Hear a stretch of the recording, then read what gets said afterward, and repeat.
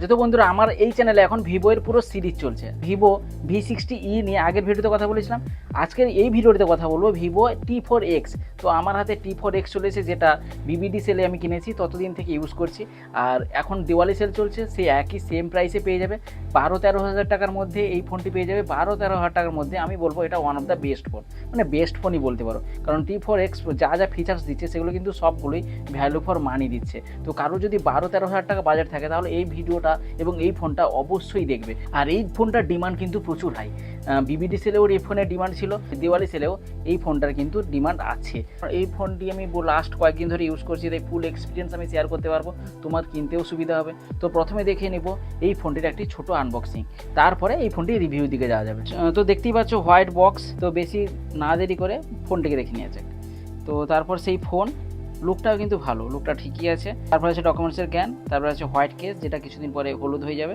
আর আছে 44 ওয়াটের চার্জার, বক্সে চার্জার দিয়েছে 44 ওয়াটের, আবার ভালো দিক। Type A to type C cable আছে, সিম ইজেক্টর টুল আছে। এই ছিল বক্স প্যাকিং। এবার চলো রিভিউর দিকে, কারণ মেন জিনিসটাই হচ্ছে রিভিউ। প্রথমে এই ফোনটিতে বলবো ডিসপ্লে। ডিজাইনের আগেই ডিসপ্লে বলছি, কারণ এই ফোনের ডিসপ্লে সত্যি দারুণ লেগেছে আমার এই বাজেট অনুযায়ী। যদিও এই বাজেটে অনেকে অ্যামোলেড ডিসপ্লে আশা করতে পারে, কিন্তু এই সব বাজেটে প্রায় অ্যামোলেড ডিসপ্লে আশা করাটাও ঠিক না। আর এছাড়াও এই ফোনটি অ্যামোলেড ডিসপ্লে না দিলেও এই ফোনটিতে এমন ফিচার্স দিয়েছে যেগুলো তোমাদের কিন্তু পুরো মারাত্মক লাগবে। ডিসপ্লেতে 1050 নিটসের ব্রাইটনেস আছে, যেটা খুবই ভালো দিক। আউটডোরে ইনডোরে আরামসে দেখতে পাবে। আমি তোমাদের আউটডোরেও দেখাচ্ছি, ইনডোরেও ভিডিও চালিয়ে দেখাচ্ছি, সব জায়গায় কিন্তু ফাটাফাটি এক্সপিরিয়েন্স পাবে। IPS প্যানেল হলেও কিন্তু এই ফোনটিতে কিন্তু ভালো ব্রাইটনেস আছে। 6.72 ইঞ্চির ফুল HD প্লাসের IPS LCD ডিসপ্লে আছে, যেটা 120 হার্টজের রিফ্রেশ রেটও আছে। স্মুথনেস পাবে, টাচিং এক্সপিরিয়েন্স ভালো পাবে। ডিসপ্লে কোয়ালিটি খুব ভালো, কালারগুলো খুব ডিসেন্ট, মানে অ্যামোলেডের মতো হয়তো এত পাঞ্চি কালার আসবে না, কিন্তু colour quality dissent. Multimedia experience খুব ভালো কোয়ালিটিতে পাবে। এই ফোনটিতে ডুয়েল স্পিকার আছে, সিঙ্গেল মাইক আছে, এক্সপিরিয়েন্স খুব ভালো। ফোনটিতে 5 ভোল্ট ডিসপ্লে আছে, মানে সেলফি ক্যামেরাটা 5 ভোল্ট। আর এই ফোনটিতে পান্ডা গ্লাসের প্রোটেকশন আছে, ফ্ল্যাট ডিসপ্লে আছে, মিলিটারি গ্রেড সার্টিফাইড ফোন এটি। তো প্রোটেকশনের দিক থেকে, ডিজাইনের দিক থেকে ঠিকই আছে। HDR কন্টেন্ট ইউটিউবে আরামসে দেখতে পারবে। ডাইনামিক লাইট আছে, যেটা নতুন লাগবে না, যদিও রিয়েলমি ফোনে এইসব ডাইনামিক লাইট দেখতে পেয়েছো, সেটাই ভিভোর এই ফোনটিতেও আছে T4x। ডাইনামিক লাইটের সাথে তোমরা নোটিফিকেশন, এমনি ব্যাটারি চার্জ, এমনি স্টাইলের জন্য ইউজ করতে পারো। এবার বলবো এই ফোনের ডিজাইন। তো ডিজাইনটা বলে দিই, এই ফোনটির ডিজাইনটা কিন্তু ভালো লাগছে। ডিজাইনটা তোমরা দেখো, খুব দারুণ লাগছে। ডিজাইনটা তোমাদের দেখাচ্ছিও, হ্যান্ডফিল দারুণ আছে। এমনি ফ্ল্যাট ডিসপ্লে থাকার জন্য গ্রিপটাও ঠিকঠাকই আছে।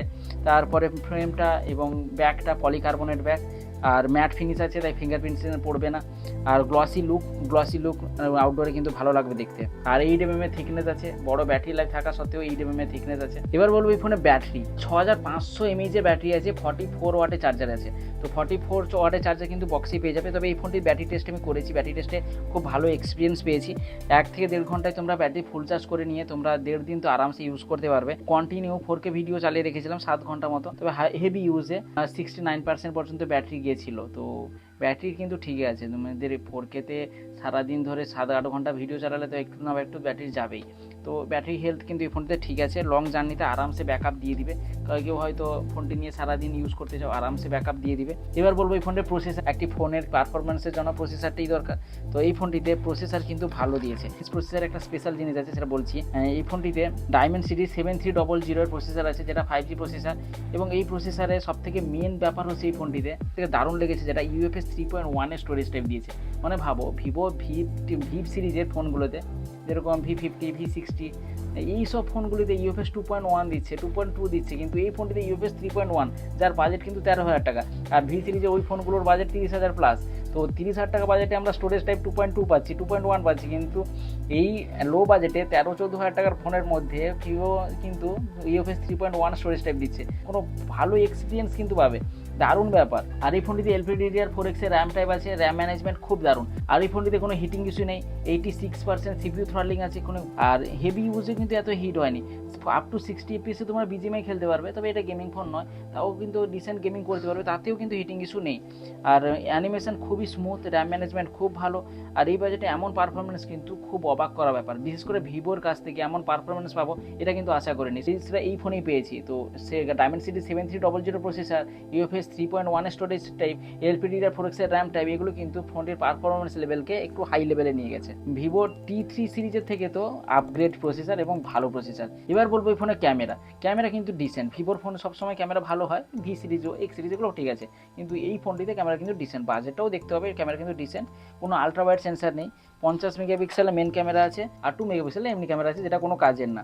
আর সামনে 5 হোল ডিসপ্লেতে 8 মেগাপিক্সেলের সেলফি ক্যামেরা আছে। তো ব্যাকে 4K 30 fps তোমরা ভিডিও রেকর্ডিং করতে পারবে, আর সেলফিতে 1080p 30 fps ভিডিও রেকর্ডিং করতে পারবে। কোনো OIS নেই, EIS সাপোর্ট আছে। তো ফোনটি একটু সেকি টাইপের লাগবে, এরকম বাজেটে এরকম ভিডিও কোয়ালিটি আসে। আর প্রোটেটে কিন্তু কোনো জুম নেই, প্রোটেট সেন্সারে ফটো তুলে কোনো জুম পাবে না। নর্মাল ফটোতে তোমরা জুম আছে 10x পর্যন্ত ডিজিটাল জুম করতে পারবে।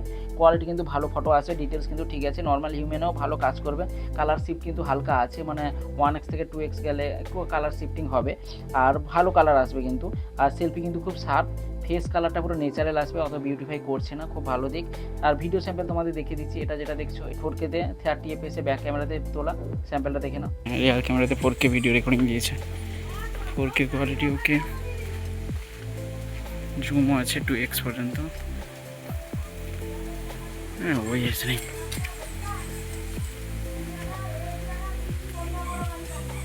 এটা যেটা দেখছো সেলফিতে 1080p তোলা, তো এটারও স্যাম্পল দেখে নাও। 1080p 30 fps এ তোলা,